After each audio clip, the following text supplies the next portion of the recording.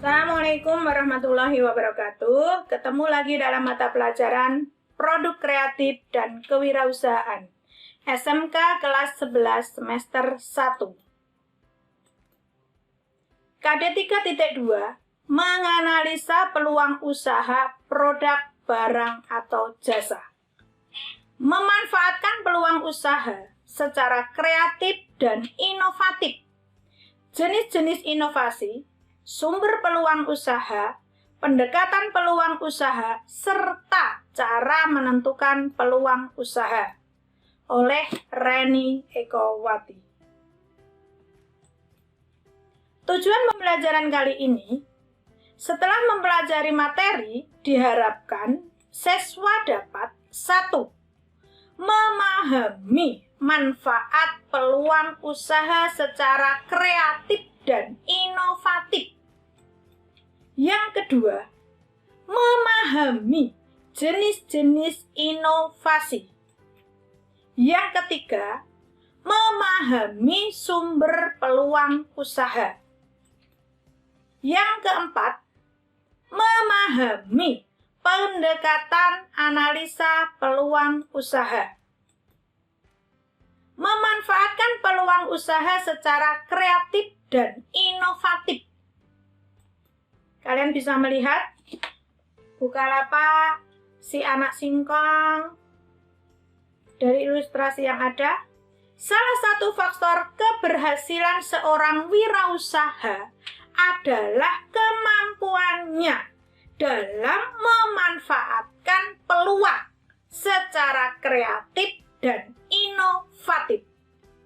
Kreativitas merupakan kemampuan untuk menciptakan sesuatu. Sedangkan orang yang kreatif adalah mereka yang memiliki daya cipta. Berdasarkan penelitian, kreativitas dapat diidentifikasikan yaitu 1. Menciptakan adalah proses berupa mencari atau menciptakan dari yang tidak ada menjadi ada. Satu tadi ya, menciptakan. 2. Memodifikasi. To modif. Dalam memodifikasi sesuatu berupa mencari cara membentuk fungsi-fungsi baru menjadi sesuatu yang berbeda penggunaannya oleh orang lain. Yang ketiga, mengkombinasikan atau kombin, yaitu mengkombinasikan dua hal atau lebih yang sebelumnya saling berhubungan. Kalian lihat tadi ya, kreativitas itu dari apa saja? 1. Modifikasi, kreatif, kombinasi. Ada 3 ya. Contoh, memanfaatkan peluang usaha. Kalian bisa melihat, memanfaatkan barang yang tidak terpakai.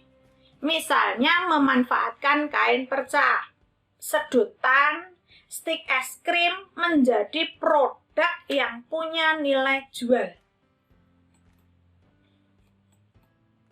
Yang kedua, memanfaatkan barang yang disediakan oleh alam, misal memanfaatkan akar pohon, tanah liat menjadi kerajinan. Contoh memanfaatkan peluang tadi ada contoh lagi 3. Apa? Memanfaatkan kejadian atau peristiwa yang ada, misalnya saat musim hujan, dengan menjual payung, jas hujan. Musim panas dengan menjual masker muka, jaket, dan lain sebagainya. Nah, ini bisa kalian lihat ya. 4.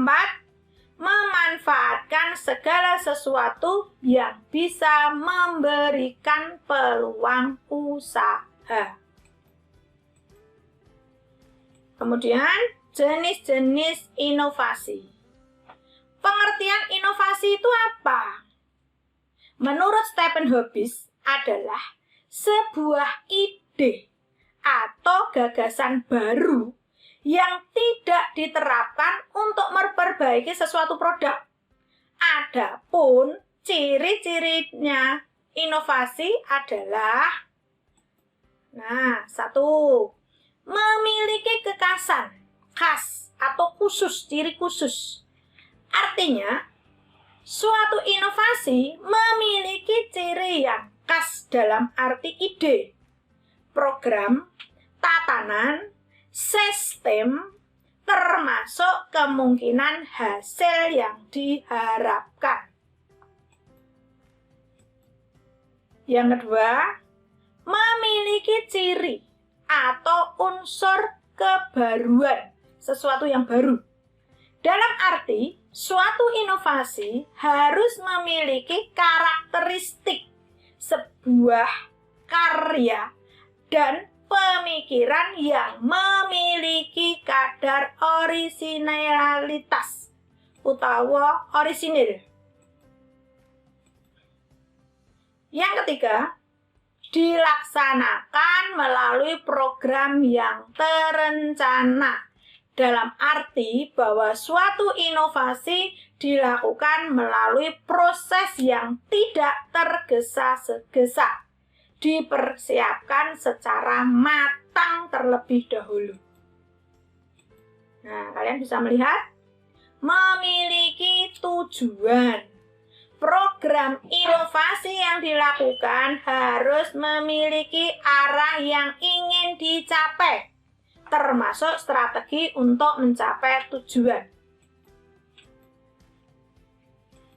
Sedangkan jenis inovasi menurut Kuratko ada 4 jenis inovasi, yaitu 1. Invensi, penemuan baru, mobil 2 roda, 3 roda termasuk penemuan baru. Yang kedua, ekstensi, pengembangan dari yang sudah ada sebelumnya. Bisa kalian lihat ya. Nah, termasuk ekstensi. Yang ketiga, duplikasi, penggandaan, digandakan, memperbanyak produk yang sudah ada dan sudah terkenal. Nah, penggabungan badan usaha. Contohnya tadi ya. Kemudian yang keempat, sintesis, penggabungan atau mengkombinasikan konsep dan formula yang sudah ada menjadi formula yang lebih baru. Menggabungan. Sumber peluang usaha. Peluang usaha bersumber atau diawali dengan adanya ide atau inspirasi yang bersumber dari faktor-faktor internal dan juga eksternal. Faktor internalnya apa saja? 1. Pengetahuan yang dimiliki.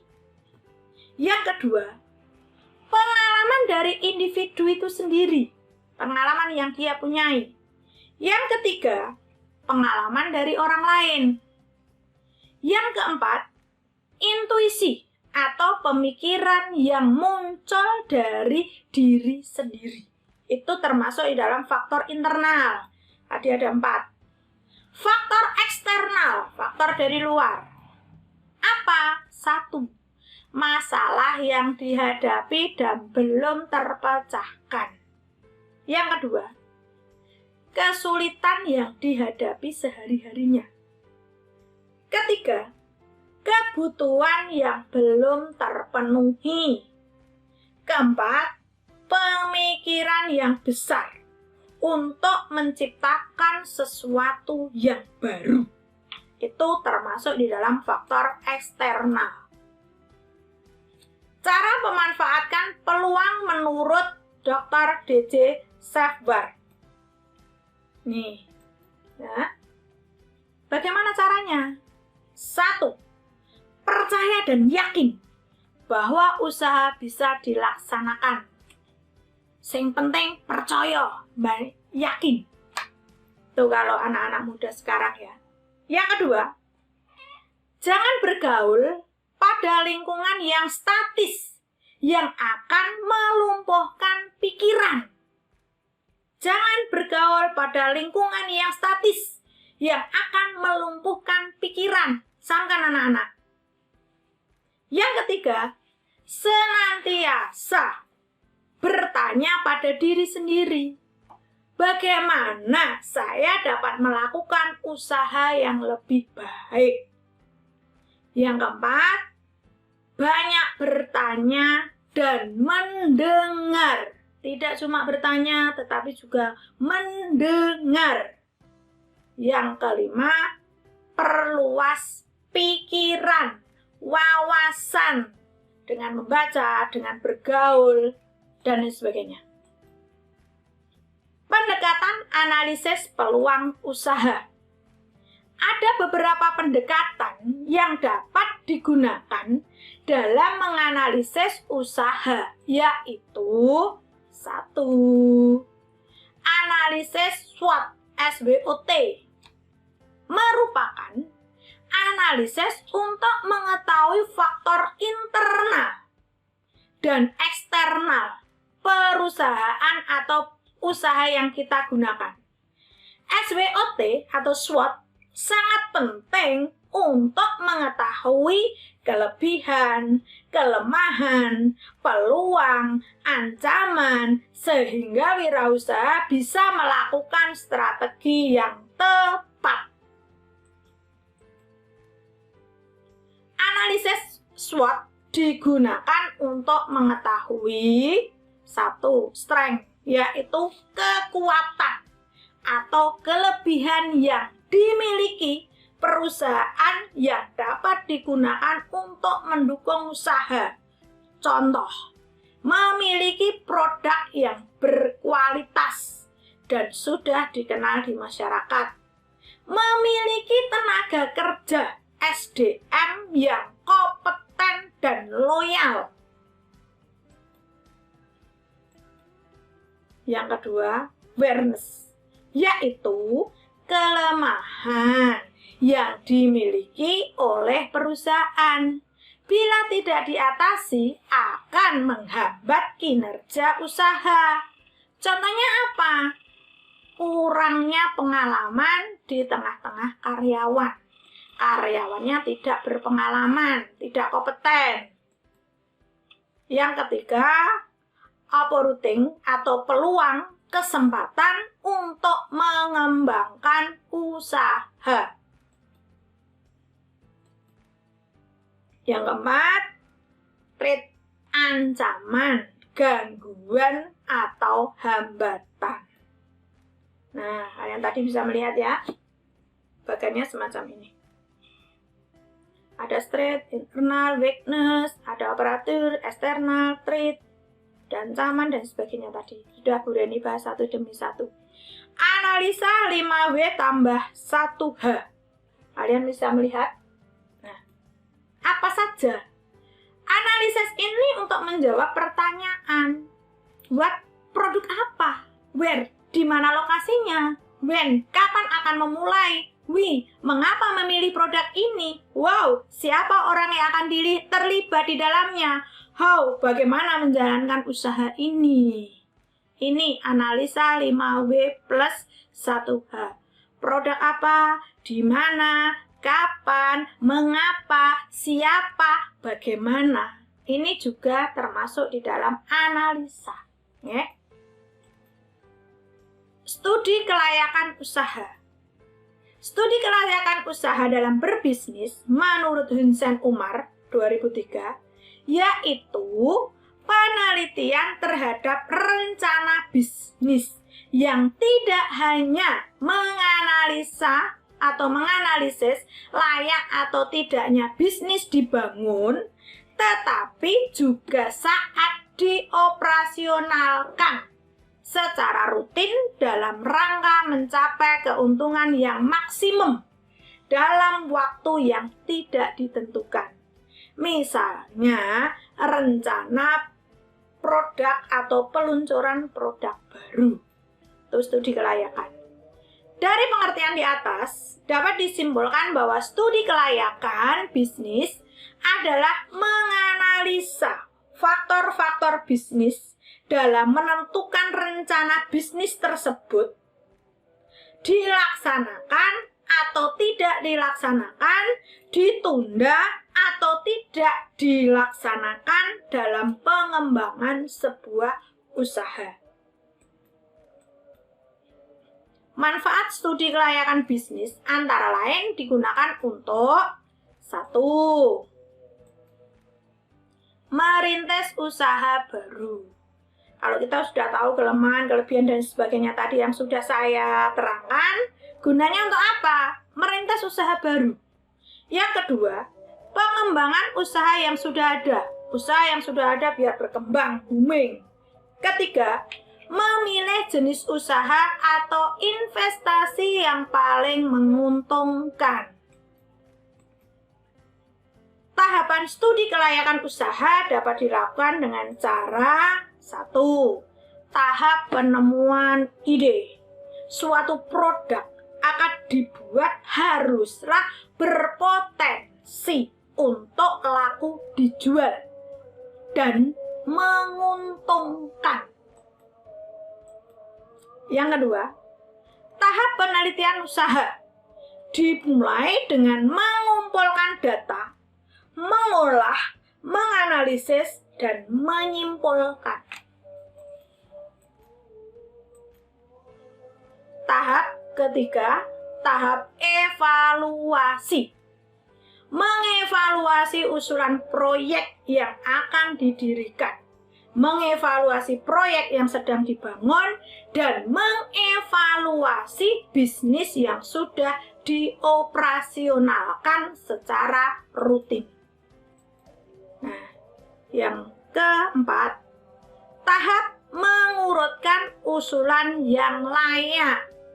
Jika terdapat berbagai dari satu usulan rencana bisnis, maka diperlukan atau dilakukan pemilihan rencana bisnis yang dianggap paling penting untuk direalisasikan, diurutkan.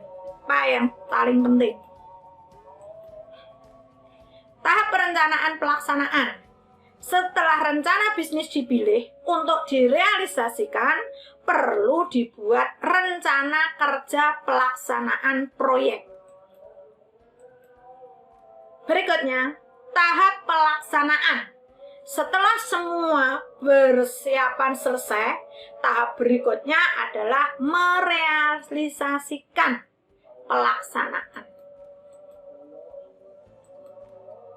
Yang berikutnya, tujuan dari studi kelayakan bisnis atau usaha adalah untuk menghindari keterlanjuran penanaman modal yang terlalu besar pada peluang bisnis yang kurang menguntungkan. Nah, kesimpulan pertemuan kali ini, 1. Salah satu faktor keberhasilan seorang wirausaha adalah kemampuannya dalam memanfaatkan peluang secara kreatif dan inovatif. Yang kedua, ciri-ciri dari inovasi memiliki kekhasan atau kekhususan khusus, memiliki ciri atau unsur kebaruan, dilaksanakan melalui program yang terencana dan memiliki tujuan. Yang ketiga, peluang usaha bersumber atau diawali dengan adanya ide, inspirasi yang bersumber dari internal dan eksternal. Yang keempat, beberapa pendekatan yang digunakan dalam menganalisa peluang usaha adalah analisa SWOT atau analisa tambah 5W ditambah 1, studi kelayakan dan kelayakan usaha. Referensi modul produk kreatif dan kewirausahaan SMK kelas 11 semester ganjil.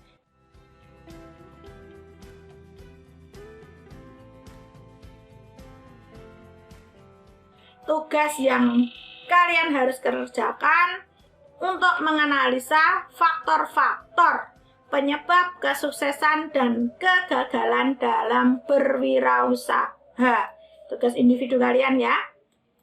Kemudian tugas kelompok, karena ini jarak jauh, kalian bisa tugas kelompok apa? Kalian bisa melakukan pengamatan di lingkungan sekitar kalian, cari satu dari pengusaha yang sukses dan satu pengusaha yang belum sukses. Analisalah faktor-faktor penyebab kesuksesan dan kegagalannya. Identifikasikan karakter yang mereka miliki. Presentasikan hasil pengamatan kalian nanti kalau sudah ketemu di depan kelas. Demikian pertemuan kali ini. Semoga bisa memberikan manfaat untuk kalian yang besar. Sekian, sampai jumpa di pertemuan berikutnya. Jangan lupa subscribe dan tanda loncengnya ya. Like untuk memberi informasi atau pembaruan di video kami. Akhirussalam, wassalamualaikum warahmatullahi wabarakatuh.